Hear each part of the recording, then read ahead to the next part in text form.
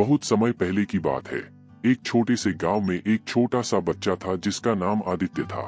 वह गांव में अपने माता पिता के साथ बड़ा हुआ था, लेकिन उसकी आत्मा में एक विशेष शक्ति थी जो कि अजीब और रहस्यमय थी। थोड़ी देर तक एक स्थान पर ठहरें ताकि श्रोता सोच सके कि आगे क्या होने वाला है।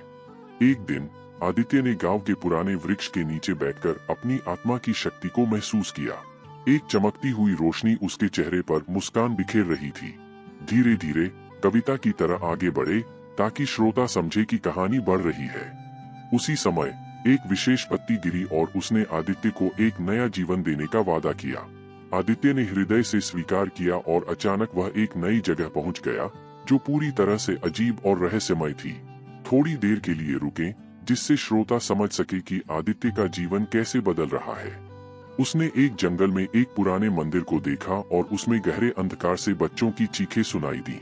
आदित्य ने मंदिर की ओर बढ़ते हुए देखा कि एक राजा ने उन बच्चों को बंदी बनाया हुआ था और उनसे एक रहस्यमय चीज की खोज कर रहा था। श्रोता को मंदिर में हो रहे घटनाओं में शामिल करने के लिए एक ताकतीला पॉज करें ताकि उन्हें यह महसूस हो कि वे वहां वास्तविकता में मौजूद हैं।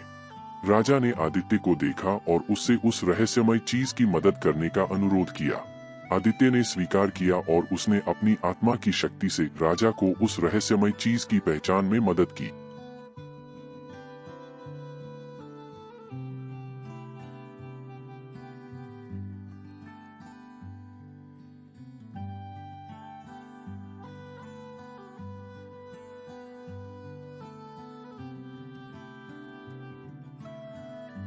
राजा ने वह रहस्यमय चीज प्राप्त की जो एक चमकती हुई बोतल थी जिसमें अद्भुत शक्तियां बंदी थीं।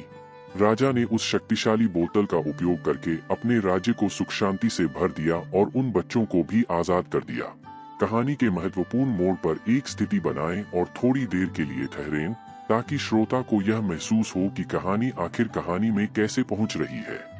आदित्य की आत्मा ने उसे एक और कारण से भेजा था, उसे दुनिया की सुंदरता और सांसारिक संबंधों का महत्व सिखाना। राजा ने अपने राज्य को छोड़कर आदित्य के साथ एक यात्रा पर निकला जहां उसने जीवन के विभिन्न पहलुओं को समझा और अपनी आत्मा की शक्ति का सही उपयोग करना सीखा। यहाँ आत्मसमर्पण और आत्मज्ञान की महत्वपूर्णता पर बात करने के लिए कुछ देर के लिए ठहरें ताकि श्रोता इस उपदेश को ध्यान से सुन सके। अंत में आदित्य ने अपनी आत्मा की शक्ति का सही तरीके से उपयोग किया और उसने राजा को एक नया दृष्टिकोण और समझ प्रदान किया। राजा ने अपनी जिम्मेदारियों का नया दृष्टिकोण बनाया और उसने अपने राज्य को एक नए युग की शुरुआत की। कहानी का सुखांत करें, लेकिन थोड़ी देर